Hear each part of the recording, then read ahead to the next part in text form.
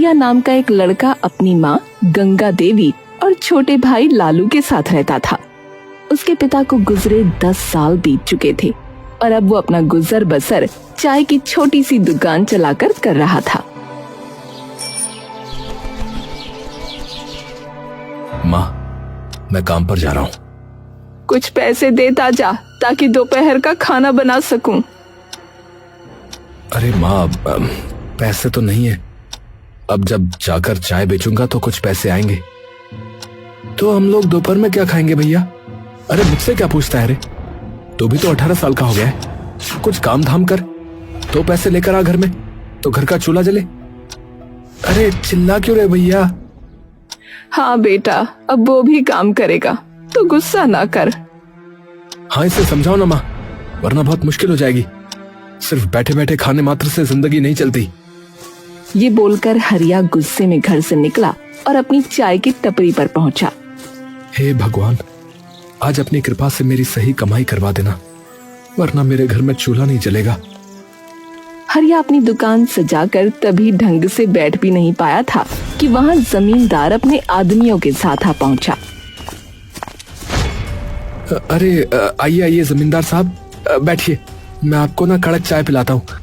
बताइए, अदरक वाली या इलायची वाली? अरे ओए, तेरी कड़क चाय पीने नहीं आया हूँ मैं, अपने पैसे लेने आया हूँ जो तू उधार लिए बैठा है महीनों से। जी जमींदार साहब, मैं दे दूंगा आपके पैसे।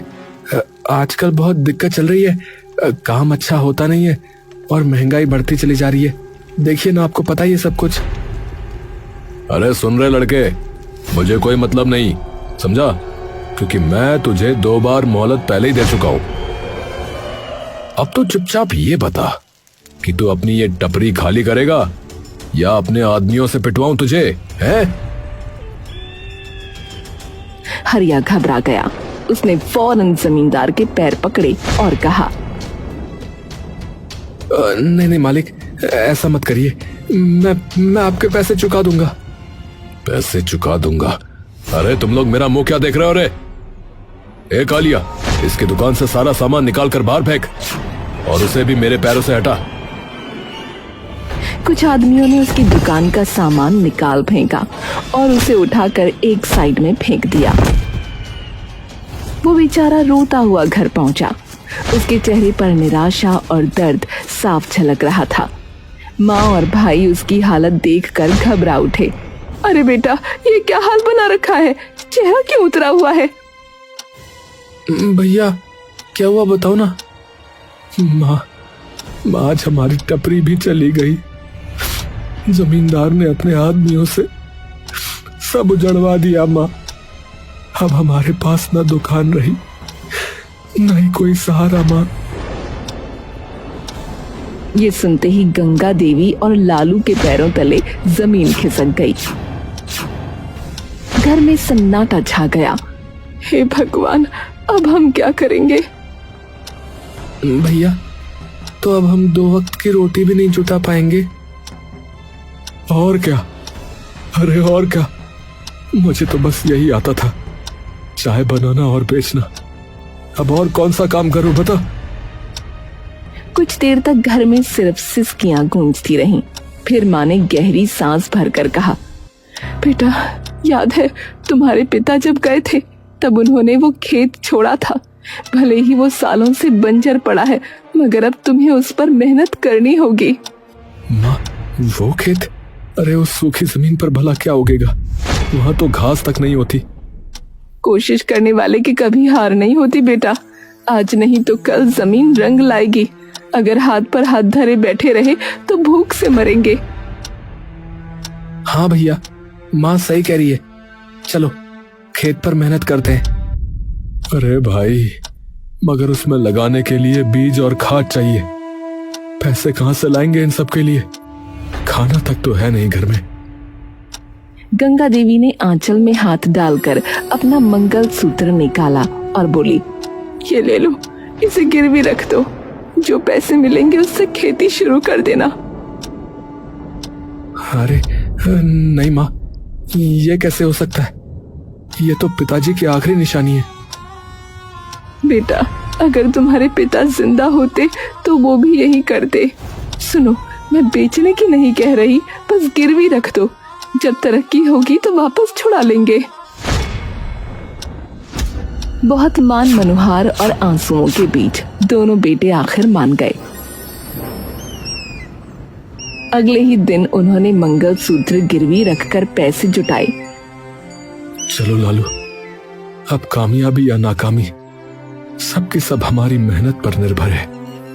हाँ भैया, अब पीछे हटना नहीं है। दोनों भाइयों ने ठान लिया कि वो खेत पर तरबूज की खेती करेंगे। दिन हो या रात, काफी तपती धूप हो या झमाझम बारिश हो, दोनों ने जी जान लगाकर खेत को संवार दिया।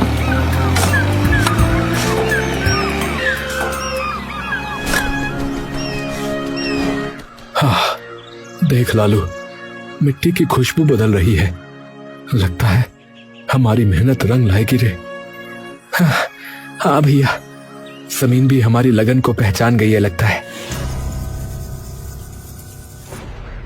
और सचमुच कुछ ही महीनों में खेत बड़े बड़े हरे भरे तरबूज से भर गया। अब समय आ गया जब उन्हें अपनी उपज मंडी ले जानी थी। दोनों भाई बैलगाड़ी में तरबूज भरकर मंडी पहुंचे।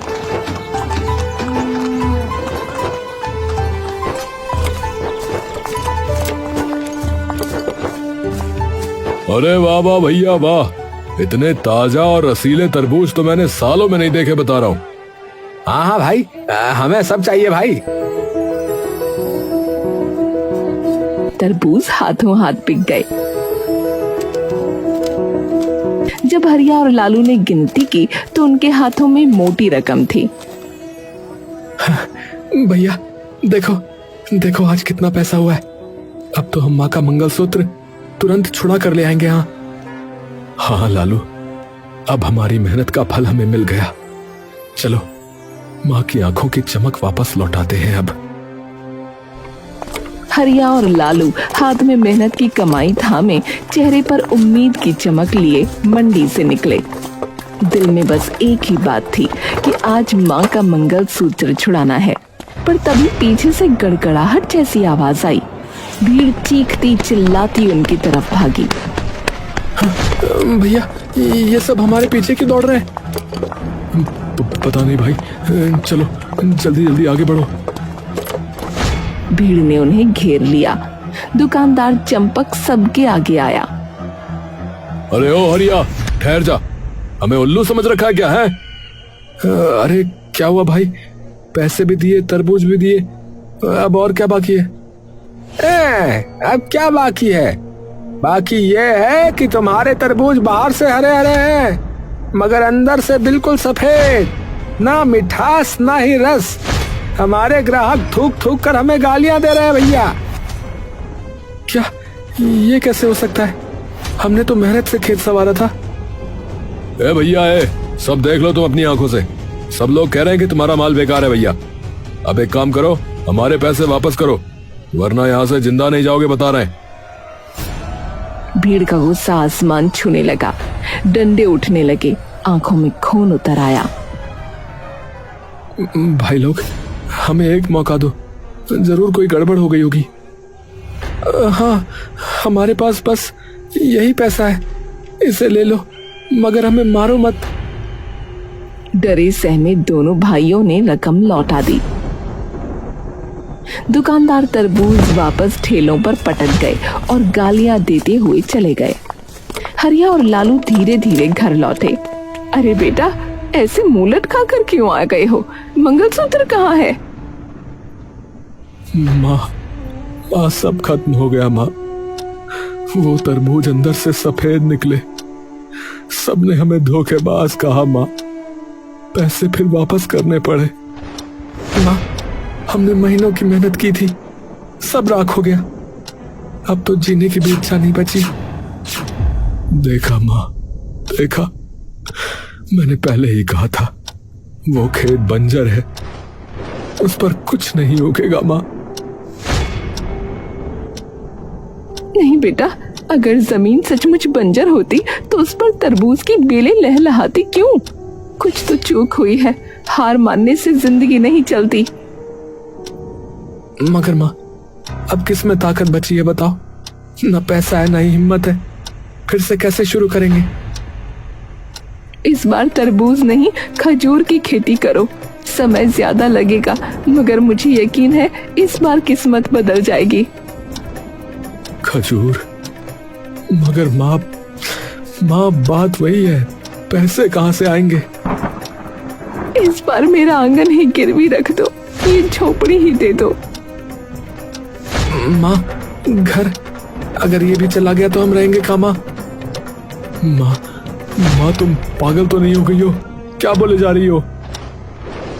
पागल नहीं हूँ, बस समझती हूँ कि जिंदा रहने के लिए छत से पहले पेट जरूरी है। अगर भगवान ने चाहा तो ये घर भी लौट आएगा। दोनों भाई माँ की बात सुनकर पत्थर हो गए, मगर हालात ऐसे थे कि इनकार की गुंजाइश ही नहीं थी। अगले दिन वो जमींदार के पास पहुंचे। मालिक साहब, हमारी झोपड़ी गिरवी रख लो, पर कुछ पैसे दे दो।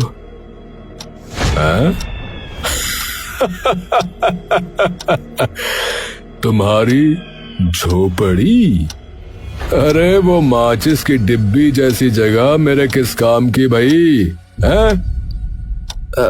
मालिक, वो सड़क किनारे है, अगर आप वहां कुछ बनवाएं तो उसकी कीमत आसमान छू लेगी। जमींदार की आंखों में लालच चमक उठा। उसने सोचा, सही कह रहे हैं, सड़क किनारे की जमीन सोने से कम नहीं होती।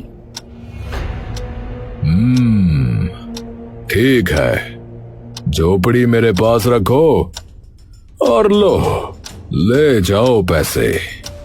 मगर याद रहे, अगर पैसे समय पर ना चुकाए तो समझो झोपड़ी हमेशा के लिए मेरी। क्या समझे? बेबस हरिया और लालू ने शर्त मान ली और पैसे लेकर लौटे। इस बार दोनों ने खजूर की खेती शुरू की। समय बीता, साल बदला और मेहनत रंग लाई। खेत में खजूर के पेड़ लहलहा उठे, उनकी डालियां फलों से झुक गईं। देखो लालू, बगीचा कितना प्यारा लग रहा है, देखो। हाँ भैया, अब मंडी में सबको मुंह तोड़ जवाब देंगे। दोनों भाइयों ने खजूर के टोकरे तैयार किए और मंडी पहुंच गए। अरे लो जी लो भैया, ताजे खजूर, जरा देखो तो, इस बार हमारी मेहनत का फल चखो। अरे हाँ, बहुत देख लिया तुम्हारा माल है। अब की बार बिना देखे ही कहता हूँ कि ये सब बेकार है, नहीं चाहिए भैया, आगे बढ़ो। हाँ, हम नहीं खरीदेंगे, तुम दोनों धोखेबाज हो भैया, जाओ यहाँ से। अरे भाई, कम से कम देख तो लो, एक बार चख तो लो, फिर कह देना खराब है। ए भाई, कहा ना यार, हमें नहीं चाहिए, चलो भागो यहाँ से, वरना अच्छा नहीं होगा, बता रहे हैं।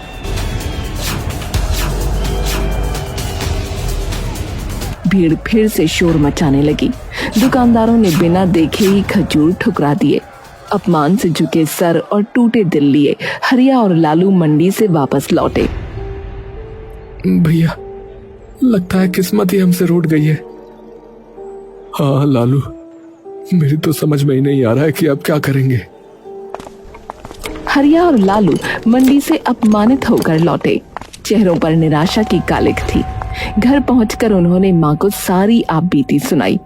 क्या, बिना देखे ही लौटा दिया? अरे भगवान, ये कैसा अन्याय है मेरे बच्चों पर। हाँ माँ, अब तो लगता है कि इस धरती पर हमारे लिए जगह ही नहीं बची। तीनों कुछ देर तक खामोश बैठे रहे। सन्नाटा इतना गहरा कि मानो वक्त भी ठहर गया हो। अचानक गंगा देवी के चेहरे पर चमक आ गई। रुक जाओ, इतनी जल्दी हार मानना पाप है। पहले ये तो देखो कि ये खजूर वाकई बेकार है या नहीं। माँ, क्या फायदा जब मंडी वाले ही नहीं मानते तो। चुप, बिना चखे फैसला मत करो, ले आओ ये खजूर। तीनों ने खजूर तोड़े और खाने लगे। अरे अरे वाह, ये तो गजब के मीठे। सच कहूं तो मैंने इतनी स्वादिष्ट चीज अपनी जिंदगी में नहीं चखी। देखा, ये कोई साधारण खजूर नहीं, ये तो वरदान है। मगर कमी है हमारी सोच में।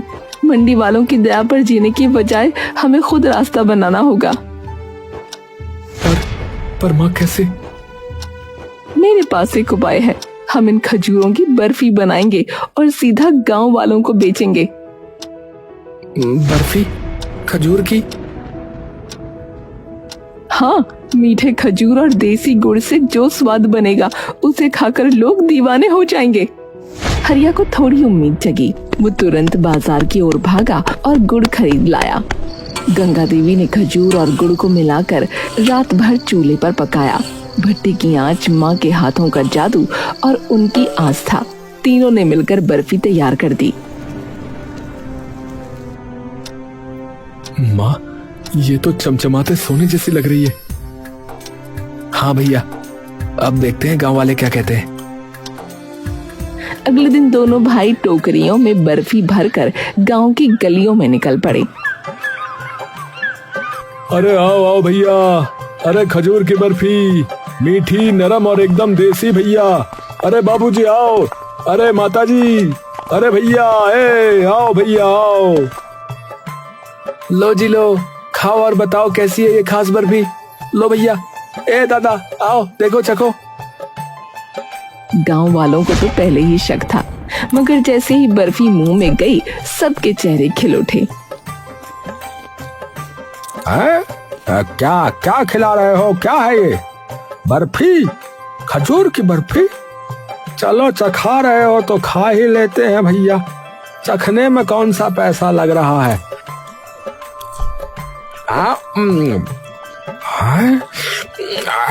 अरे भैया, ये तो गजब है भैया। अरे भैया गजब हो गया, ये गजब है।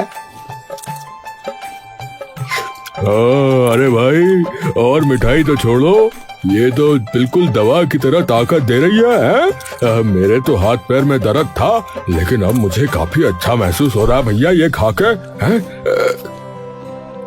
एक काम करो भैया, मेरे लिए आधा किलो तोल दो। हाँ, और मेरे लिए 1 किलो भाई।